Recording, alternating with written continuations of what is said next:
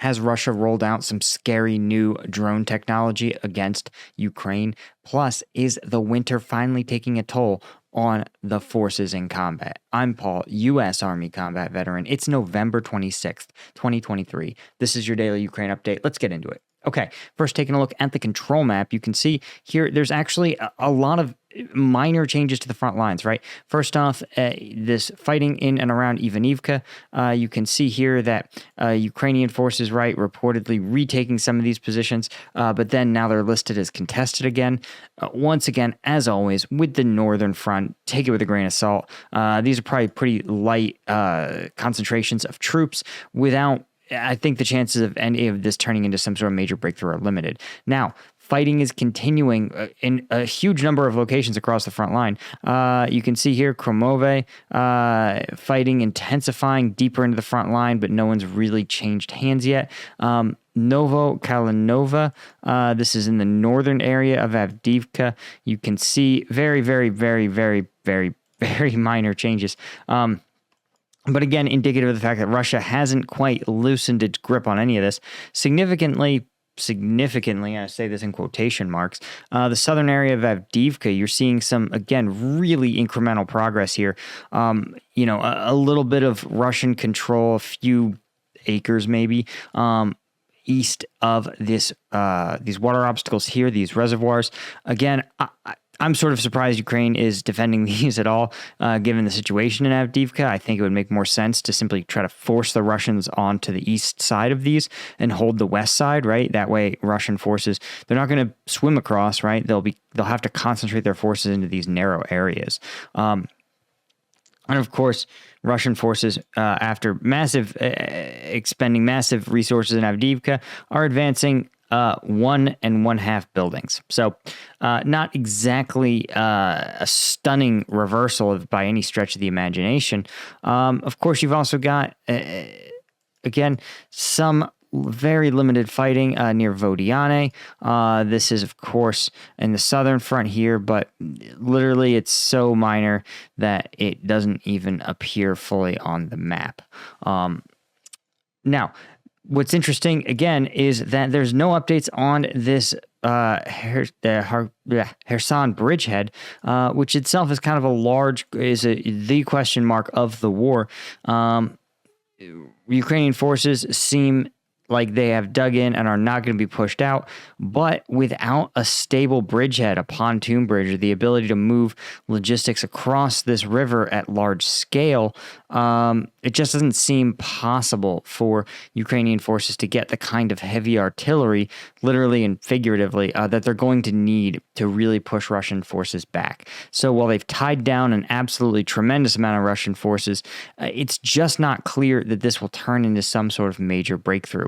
But I think if it turns into anything, you may find that Russian forces in this area, as more and more of them are committed here, you're going to see all the fighting all along this other areas. I mean, look at Avdiivka here. Look at the scale of Russian units committed to this fight.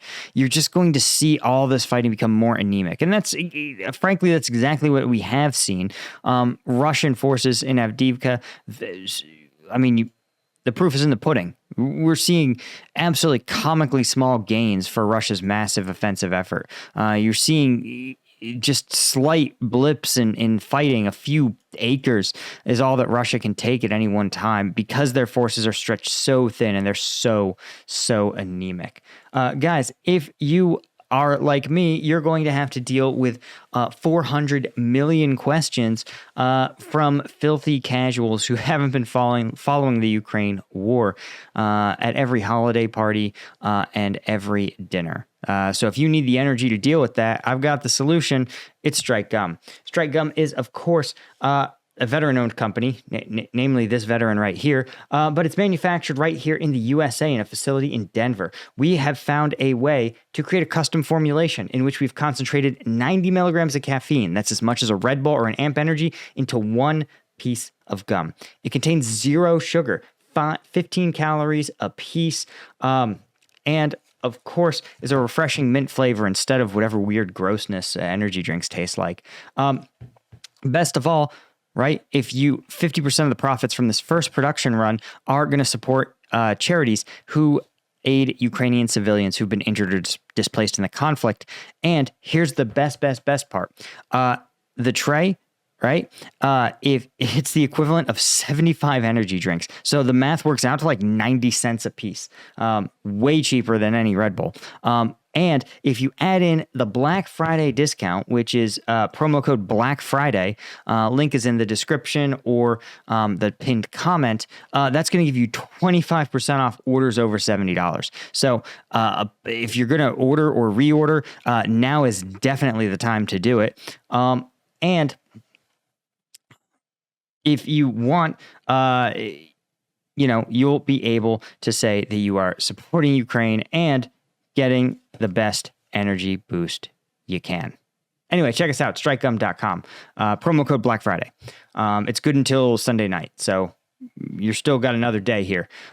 Anyway, let's talk about these new drone forces. That's the thing that should really shocked me, right? In the last 24 hours, Russian forces have launched the largest drone strike against Ukraine since the start of their invasion, using a new modification of Iranian Shahed 131 and 136 drones. 75 drones, which is absolutely an insane volume of drones, where a typical attack is like 15, in Kiev City and in Kursk Oblast. Ukrainian forces shot down 74 of the drones, but military officials said that they also took out Russian Kh-59 cruise missile. And more importantly, Russian forces attacked Kiev with a new modification of the Shahed drones, saying that these drones were painted black in color and contained a material that absorbs radar signals, making them more difficult to detect. Probably, I speculate, similar to the radar-absorbing coating of American stealth fighters and bombers. Russian mill bloggers repeated the claim, saying they used something called a black Garan or Faran drones, and that they supposedly are more difficult for radar to detect. Right? Now, it's also possible that these are a Shahed 238 drone, but I think the big takeaway here is that Russia is starting to evolve its drone technology, and Ukraine is going to have to evolve its air defenses in turn. Obviously, having 74 out of 75 drones get intercepted means that the radar cover probably didn't work as intended. But Russia will likely go back to the drawing board and try to solve these engineering problems. Anyway, guys, that's all I had for you. Thank you so much to the Colonel tier members at combatvetnews.com. Thank you so much to our Lieutenant tier members. And thank you to all of our members at combatvetnews.com. Couldn't do this without you guys. Hit like and subscribe. See you in the next one.